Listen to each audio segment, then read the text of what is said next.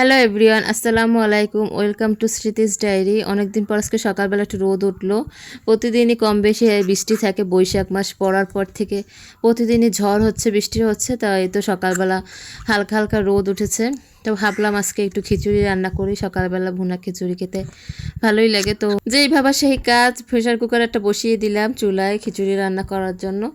তারপর আজকে ভাবলাম যে গরুর মাংস দিয়ে খিচুড়ি রান্না করি, খাই।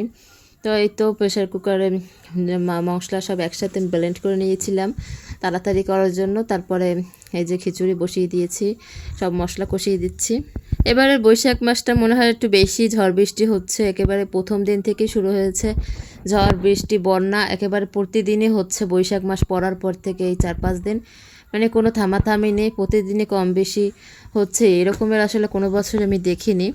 এবছরই ফার্স্ট টাইম দেখলাম যে প্রতিদিনই ঝড় বৃষ্টি বন্যা হচ্ছে। তবে অনেকের কাছে বৃষ্টি সিজন ভালো লাগলো, আমার কাছে কিন্তু বৃষ্টি একেবারেই ভালো লাগে না। আসলে আমার খুব একটা পছন্দ না, বাইরে যাওয়া যায় না, কাজকর্ম সব কিছুতেই সমস্যা হয়, ব্যাঘাত ঘটে। এই জন্য আমার বৃষ্টির দিন একেবারেই ভালো লাগে না।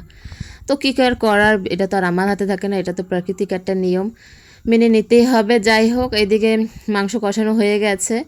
এখন চাল ডাল সব একসাথে প্রেশার কুকারে দিয়ে দিচ্ছি। মুগ ডাল নিয়েছিলাম, মুসুর ডাল আর চাল নিয়েছি। তারপরে এই তো পানি দিয়ে এবার এটা আমি প্রেশার কুকারে ভালোভাবে সিটি দিয়ে নেব। 2টা সিটি দিলেই এনাফ।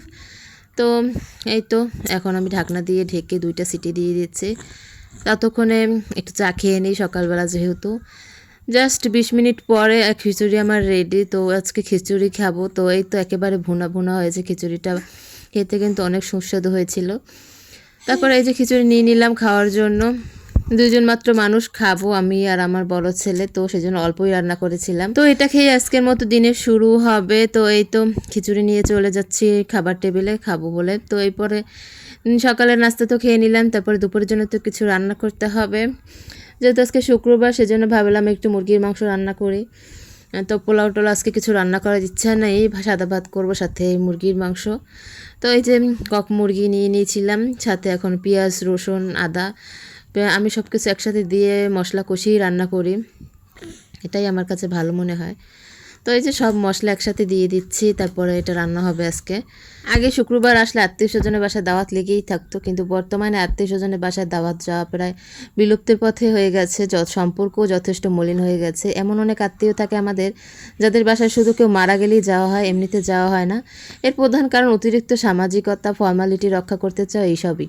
5 পদ না নিয়ে গেলে 10 পদ রান্না না হলে আমাদের যেন সম্পর্কই রক্ষা হয় না আজকাল। অনেক দিন আগে পরিচিত একজন বলে উঠছিলেন, শুধুমাত্র আগের মতো হাত ভরে পদে পদে খাবার নিতে পারেন না বলে উনি কোথাও তেমন যান না। আমি খুবই অবাক হয়ে উত্তর দিলাম, কেন? আপনার যা সাধ্য আছে তাই নিয়ে যাবেন, না পারলে না নেবেন। এতে যারা ভালোবাসবে না তাদের বাসায় না গেলেই হয়। যদি এরপরও আড়ালে গসিপ করে, সেটা তাদের ছোট মানসিকতার পরিচয় মনে করি আমি। কিন্তু তিনি এসব বলার পরও নারাজ, তার হাত ভরে বাজার নিতেই হবে, তাহার না হলে তিনি কোথাও যেতে খুব একটা কমফোর্টেবল ফিল করেন না। যাই হোক, সেটা যার যার রুচির ব্যাপার।